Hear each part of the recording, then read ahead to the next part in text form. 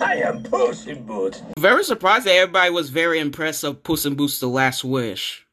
Not only because the Spider-Verse animation look made this movie amazing, but everybody's review on this movie, they call it one of the best Shrek movies ever seen since Shrek 2. And I could probably see why. This movie looks amazing.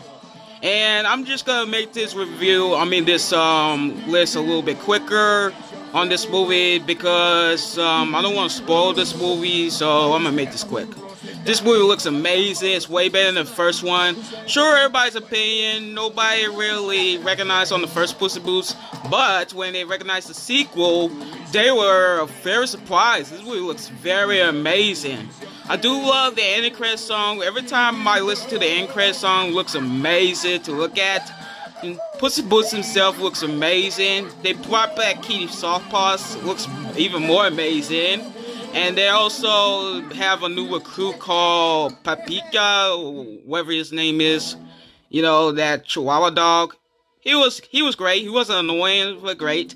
And this movie has multiple villains, like Goldilocks and the Three Bears, that wolf, and Jack, who is also known as the Kingpin ripoff. That's probably reasons. So yeah, this movie looks amazing. It has a great battle and all that stuff. So yeah, this movie looks good, and I'm happy. Excuse me, my darling. We're looking for the legendary Puss in Boots. Have you perhaps seen him? What's a Puss in Boots? Hey, it's me. Also, before I go, I'd just like to say, because of the end of Puss in Boots: The Last Wish, they might make a Shrek 5. Top 9 people, and some of these movies are the 10 out of 10 masterpieces. Now, coming in at number 9 is the movie that has a largest percent of Rotten Tomatoes, and that is the first How to Train Your Dragon movie. The only thing that I can remember about watching this movie is when I first watched it in my old school. We were figuring out which movies that we could watch, and when we saw the first How to Train Your Dragon movie, we was like, yeah, let's watch this movie. We don't really mind. So I watched it, and it really looks amazing. You know, the dragons, the Vikings. So the stories kind of look silly but great at the same time, where a Viking trains a dragon because, you know, his accident about arming the dragon feels a bit wrong. So he decided to, you know, train this dragon as, a partnership. It's just like how Pokemon did at the same time. This movie is Pokemon. You know, the Vikings are the trainers and the dragons are the Pokemons. So yeah, this movie looks amazing. This movie could be a bit of a mixed bag, you know. Some people might call it one of the greatest DreamWorks movies of all time, while others call this movie overrated. And I can probably see why, because it's one of the DreamWorks movies that has the largest percent of Rotten Tomatoes. But some people still like the movie, you know. It looks amazing, and the animation looks nice. I do love some of the characters, though. Hiccup, he's a great character. He doesn't really annoy me that much, so he's great. Toothless was a great dragon, and some of the other characters, they were great. I don't really mind the side characters, though, so yeah. All that matters is, the first How to Train Your Dragon is good, but it's kind of the weakest How to Train Your Dragon movie to me. Not the best, or not really the favorite-ish, but it's one of the greatest DreamWorks movies. So yeah, it also got some specials and a TV show that I haven't really watched that much. So yeah, the first How to Train Your Dragon movie is pretty great, but however, the sequels were quite better. So those are the two that I really want to talk about. I'm gonna kick your ass! The first Kung Fu Panda was amazingly hilarious to watch. When people saw the trailer of this movie, they were like, yeah, this movie looks like a kiddie movie. But when they first watched this movie for the first time ever, they were like, hey, this movie is amazing. We can really watch this movie a whole entire time, just like how we did in Shrek and Madagascar. And to my opinion, this movie was really part of my childhood. I watched this movie so many times, just like how I did in Madagascar and Over the Hedge. It's one of those movies that I really watch non-stop. This movie was very hilarious with all the joke puns and stuff. And this movie was one of the most iconic movies ever, just like Shrek and Madagascar. This is about a story where a panda named Poe was accidentally a dragon warrior because it was a very accident. But I always said best. There are no accidents. Sure, Master Shifu could be very unlikable to Poe that much because he tried to, you know, try to get rid of it or something. But ever since Tylon break out of prison, he tried to trust Poe to defeat him or else he's gonna get the Dragon Scroll and defeat the whole entire village. He finally got along with Poe by being his master. And some of the scenes with them was quite amazing, like the chopstick scene was very iconic. And not only that, this movie has a lot of fight scenes, like the scene where Tylon break out of prison, the bridge scene, the battle with Shifu and Tylon was amazing and very dark at the same time. And the battle between Poe and Tylon was also great as well, where Poe finally seduced this fool. The whooshy finger hold? Oh, you know this hold. You're bluffing.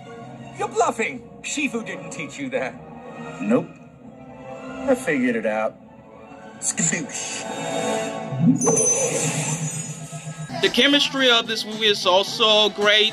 So, Kung Fu Panda is a very funny movie. It's iconic, it's amazing. The battles are very great. And also the end is also pretty funny.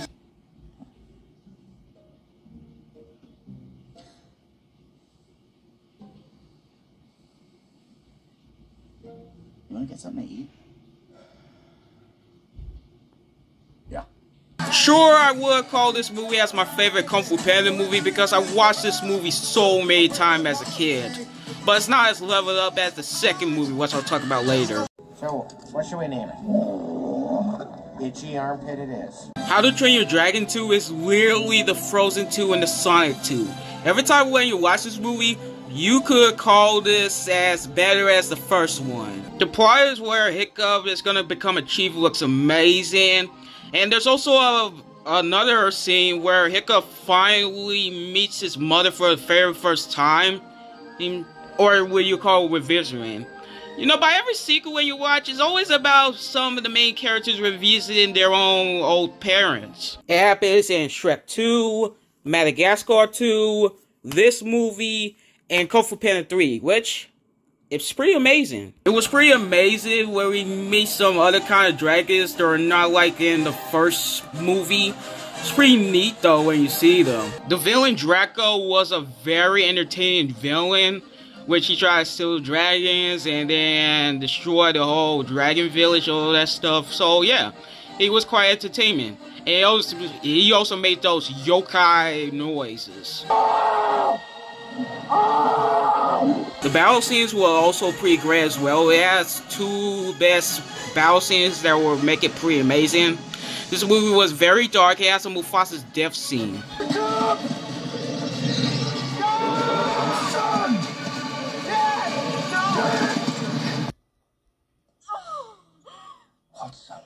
The ending was also pretty great. Hiccup became the chief of the Vikings. Toothless became the alpha of the dragons. So yeah, this sequel was very great. It's better than the first one. And it was attempting to be good. Look at the DVD poster of it. The best animated movie of the year. To be honest, I really agreed. It is one of the best animated movies I've ever seen. We have our dragons! No crack, Gromit. We forgotten the crack. Wallace and Gromit, The Curse of the Red Rabbit is amazing. They brought back the creators of Chicken Run by bringing back the duo who you all know and love. Not only as this movie is the best Artman studio by DreamWorks, but my favorite stop motion movie of all time. Wallace and Gromit was one of my childhood movies that I really love to watch.